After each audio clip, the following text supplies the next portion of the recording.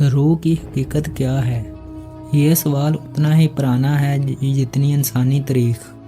انسان نے جب سے خود کو سمجھنا شروع کیا تب سے یہی سوچتا آیا ہے، یہ جسم فانی ہے، کیا اس جسم کے اندر ایسی کوئی طاقت ہے جو لافانی ہے؟ اور کیا وہی طاقت ہماری اصلی پہچان ہے؟ سادے سے الفاظ میں روح وہ خاص چیز ہے جو ایک جاندار کو بے جان سے الگ کرتی ہے۔ حکمت الہی ہے کہ اللہ تعالیٰ نے انسان کو روح کا بہت کم علم دیا ہے، مگر اتنا ضرور دیا ہے کہ جتنا انسان کے لیے جاننا ضروری تھا۔ روح امر ربی ہے اور اللہ تعالیٰ کے رازوں میں سے ایک راز ہے۔ زمانہ قدیم سے ہی روح کے متعلق بہت سے مذاہب میں مختلف عقائد موجود رہے ہیں۔ ہندو مت کے اندر یہ لکھا ہے کہ آتما نہ جنم لیتی ہے اور نہ ہی مرتی ہے، اور گیتا میں یہ لکھا ہے کہ شریر مرتا ہے لیکن آتما کبھی نہیں مرتی۔ قدیم یونانی فلاسفر ارسطو نے بھی روح کو لافانی قرار دیا۔ ان کا ماننا تھا کہ روح انسان کی پیدائش سے پہلے بھی موجود تھی اور جسم کے مرنے کے بعد بھی رہے گی۔ تھیلس کا ماننا تھا کہ سب چیزیں زندہ ہیں، یعنی ہر چیز میں ایک قسم کی روح ہے جسے اس نے پنجوما کا نام دیا، اور جو جسم کو حرکت اور زندگی دیتی ہے۔ جبکہ افلاطون نے روح کے متعلق ایک اور نظریہ دیا اور روح کو 3 حصوں میں تقسیم کیا: عقلی، جذباتی اور خواہشاتی۔ یونانی دیومالا کے مطابق روح موت کے بعد زیر زمین کی دنیا میں چلی جاتی ہے، جسے حادث کہا جاتا ہے۔ سائیکوپومز ایسے مخلوق یا دیوتا مانے جاتے تھے جو روح کو اس دنیا سے زیر زمین کی دنیا میں لے جاتے تھے۔ قدیم مصر میں بھی ممی بنانے کا رواج تھا، کیونکہ ان کا عقیدہ تھا کہ جسم اگر مر بھی جائے تو جسم کا سفر جاری رہتا ہے۔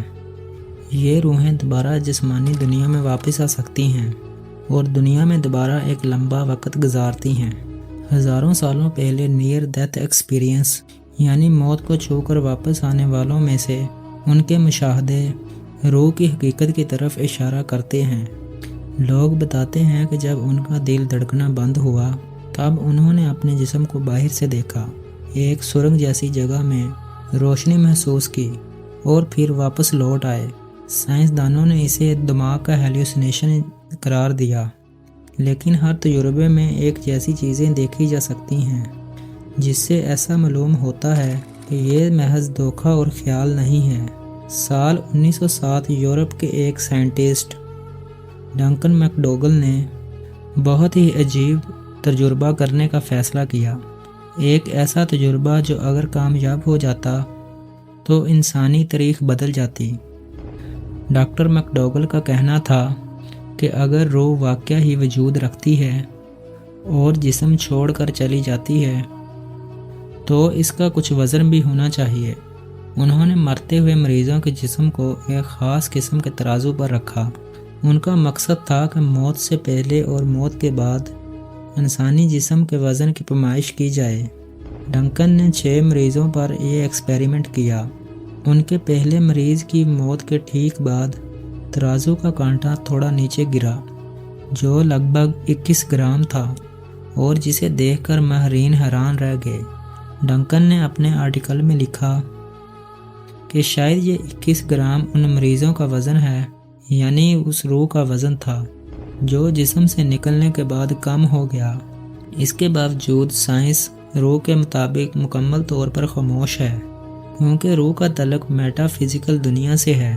سوال اب بھی وہی ہے کہ اگر روح کا وجود ہے تو وہ روح کہاں جاتی ہے؟ کوئی انرجی بن کر کائنات میں گل جاتی ہے یا پھر کسی نئے جسم میں منتقل ہو جاتی ہے؟ اگر روح سچ میں وجود رکھتی ہے تو یہ ہماری سوچ کو پوری طرح سے بدل دے گی۔ تب زندگی مرنے اور پیدا ہونے کا نام نہیں ہوگا، تب ہر عمل کا نتیجہ ہوگا، ہر زندگی دوسری زندگی سے جڑی ہوگی۔ اگر ہم اسلام کی بات کریں تو ہمیں قرآن مجید واضح اور صاف نظریہ پیش کرتا ہے۔ قرآن و حدیث کی روشنی میں روح ایک پراسرار شے ہے جو اللہ تعالیٰ کی طرف سے انسان کو عطا کی گئی ہے۔ روح صرف انسان میں نہیں ہوتی، پتھروں جانوروں میں بھی روح کے اثار ملتے ہیں جو کہ ایک خاص قسم ہوتی ہے۔ اس لیے مکہ کے پتھر اور چٹان بھی رسول صلی اللہ علیہ وسلم کو سلام کیا کرتے تھے اور کلمہ پڑھا کرتے تھے۔